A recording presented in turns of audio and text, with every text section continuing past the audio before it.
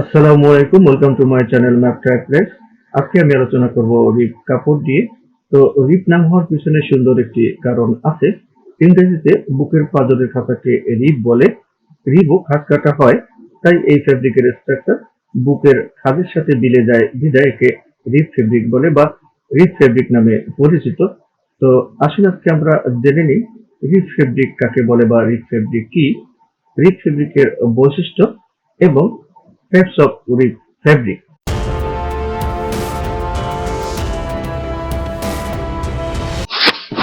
What is rib fabric? Rib fabric কি আজকে আমরা জেনে নিব। Rib fabric is a type of web knitted plain fabric. Rib fabric has no face or back side because both sides look exactly the same. এখানে rib fabric হলো এক ধরনের weft knitted plain fabric. Rib ফেব্রিকের সম্মুখ বা পিছনের দিক নেই, কারণ উভয় দিকই দেখতে একই রকম। তার মানে এখান থেকে আমরা জানলাম যে রিব ফেব্রিক হলো এক ধরনের ওয়েব নিটেড প্লেন ফেব্রিক। এই ওয়েব নিটেড প্লেন ফেব্রিকের সম্মুখ বা পিছনের দিক নেই, কারণ উভয় দিকই দেখতে একই রকম হয়, যার কারণে এর সামনে বা ফ্রন্ট সাইড বা ফেস সাইড বা ব্যাক সাইড বলতে আলাদা কিছু বোঝা যায় না।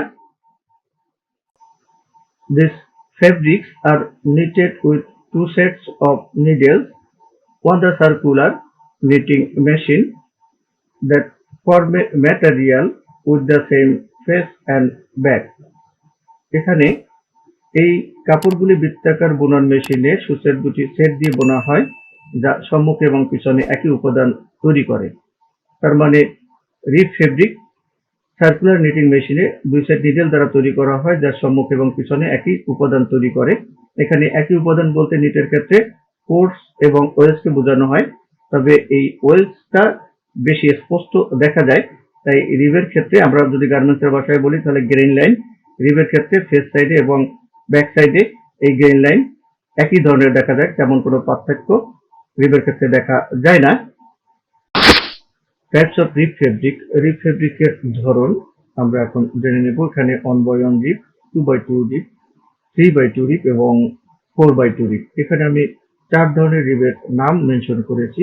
তো এখন আমরা দেখে নেব প্রত্যেকটি রিবের, এখানে যে রিবের নাম মেনশন করা হয়েছে তার গঠন বা স্ট্রাকচার বা কিভাবে লুপ তৈরি করে। এখানে দেখুন 1/1 রিব, যে লুপটি তৈরি হয়েছে তার ঠিক বিপরীত সাইডে কোনো লুপ নাই, নিডল গ্যাপ, এবং নিচের সাইডে যে লুপটি তৈরি হয়েছে ঠিক তার উপরের সাইডে অপোজিটে কিন্তু এখানে নিডল গ্যাপ, কোনো লুপ নাই। তো এভাবে 1/1 রিব দেখুন তৈরি হয়েছে বা 1/1 রিবের লুপটি এভাবে তৈরি হয়েছে। ঠিক 2/2 রিব সেম ভাবেই লুপগুলো তৈরি হয়। এখানে যখন এখানে দেখুন উপরে দুটি লুপ এবং ঠিক তার নিচের সাইডে কিন্তু নিডল গ্যাপ এবং তার নিচের সাইডে দুইটা লুপ এবং ঠিক তার বিপরীত সাইডে কিন্তু নিডল গ্যাপ। এভাবে দেখুন 2/2 রিবের লুপগুলো তৈরি হয় বা হয়েছে এখানে। এখন 3/2 রিব আমরা দেখে নেব। ঠিক 3 উপরের দিকে 3টা লুপ তৈরি, তার নিচে গ্যাপ এবং তার নিচের সাইডে দুটা লুপ তৈরি হয়েছে, উপরের সাইডে নিডল গ্যাপ। সেখানে উপরে দেখুন 3টা 2টা লুপ, 3টা 2টা লুপ, 3টা 2টা লুপ, একে বলা হয় 3/2 রিব। এখন আমরা 4/2 রিবের স্ট্রাকচারটি দেখে নেব। দেখুন এখানে 4টা লুপ তৈরি হয়েছে, ঠিক অপোজিটে কিন্তু নিডল গ্যাপ এবং তার নিচের সাইডে 2টা লুপ, ঠিক তার উপরের সাইডে এখানে নিডল গ্যাপ। এভাবে 4টা 2টা 4টা 2টা এভাবে করে লুপগুলো তৈরি হয়, একে 4/2 রিব বলা হয়। এটি হচ্ছে 2/2 রিব ফেব্রিক।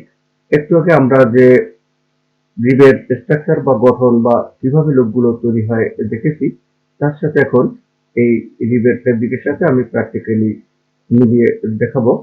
তো দেখুন এখানে যে ফেস সাইড বলুন আর ব্যাক সাইড বলুন, ফেস সাইডে যে সাইডে লুপগুলো বা গ্রেইন লাইন বা ওয়েভ বলা হয়, ফেস সাইডে যেখানে আছে দেখুন বিপরীত সাইডে অপোজিট সাইডে কিন্তু সেখানে নিডল গ্যাপ আছে। আবার অপোজিট সাইডে নিডল গ্যাপ থেকে শুরু করে আবার ওয়েভ গুলো দেখেন বা লুপগুলোর মাধ্যমে যে ওয়েভটি তৈরি হয়েছে, দেখুন এখানে ঠিক তার অপোজিট সাইডে কিন্তু গ্যাপ আছে। আবার পার্শ্ববর্তী থেকে যেখানে লুপগুলো তৈরি হয়েছে বা ওয়েভটি দেখা যাচ্ছে ঠিক তার বিপরীত সাইডে নিডল গ্যাপ। তার মানে আগে যে আমি স্ট্রাকচারটি দেখিয়েছি তার সাথে এখানে নিডল গ্যাপ কিন্তু হুবহু মিলে যাচ্ছে, যে লুপগুলো যে তৈরি হচ্ছে তার যে সাইডে লুপ তৈরি হচ্ছে, লুপ দেখা যাচ্ছে বা গ্রেন লাইন দেখা যাচ্ছে, তার বিপরীত সাইডে কিন্তু ঠিক অপোজিট সাইডে ওখানে মিডল গ্যাপ, কোনো লুপ নাই বা গ্রেন লাইন নাই। এর পাশ থেকে আবার গ্রেন লাইন, ব্যাক সাইড থেকে ঠিক ফেস সাইডে কিন্তু ওখানে মিডল গ্যাপ। তাহলে আশা করি এরপর থেকে আমরা যদি রিপ ফেব্রিক দেখি, রিপ ফেব্রিক দেখলে আমরা অবশ্যই চিনতে পারবো। এই রিপ ফেব্রিকের স্ট্রাকচারটি এরকম হওয়ার কারণে রিপ ফেব্রিক কিন্তু উইথ বরাবর অনেক এর প্রসারণ ক্ষমতা থাকে। তো আমি প্রসারণ ক্ষমতা একটু পরেই দেখাবো। এখন আমরা এই রিপ ফেব্রিকের বৈশিষ্ট্য দেখে নেব। রিপ ফেব্রিকের বৈশিষ্ট্য, এখানে 3টি বৈশিষ্ট্য নিয়ে আমি এখানে আলোচনা করব। তো নাম্বার 1, ফেস সাইড এবং ব্যাক সাইড একই হয়। তো আমরা একটু আগে ভিডিওতে দেখলাম যে রিপ ফেব্রিকের ফেস সাইড এবং ব্যাক সাইড একই ধরনের ওয়েল। এখানে দেখুন, এটি হচ্ছে ফেস সাইড। দেখুন এখানে ফেস সাইডের যে ওয়েলস গুলো লক্ষ্য করুন, বা গার্মেন্টসের ভাষায় গ্রেন লাইন বলি, এই গ্রেন লাইন গুলো লক্ষ্য করুন। দেখুন যে এখানে যে ওয়েলস গুলো যেভাবে দেখা যাচ্ছে, ঠিক বিপরীত সাইড এটি হচ্ছে ব্যাক সাইড। ব্যাক সাইডে কিন্তু সেম ভাবে ওয়েলস বা গ্রেন লাইন গুলো দেখা যাচ্ছে। তার মানে ফেস সাইড এবং ব্যাক সাইডের গ্রেন লাইন বলি আর ওয়েলস বলি ঠিকই এক। ফেস এবং ব্যাক দেখতে একই রকম। তো নাম্বার 2, রিপ ফেব্রিকের প্রান্ত গুটিয়ে বা কুঁচকে যায় না। তার মানে রিপ ফেব্রিকের প্রান্ত গুটিয়ে বা কুঁচকে যায় না। এখানে দেখুন এটি একটি রিপ ফেব্রিক, এর প্রান্ত বা এজ দেখুন স্ট্রেট সোজা অবস্থায় আছে, এর কুঁচকে বা গুটিয়ে কিন্তু এখানে যাচ্ছে না। নাম্বার 3, কোর্স অভিমুখে রিপ ফেব্রিকের প্রসারণ মাত্রা 120% পর্যন্ত হয়।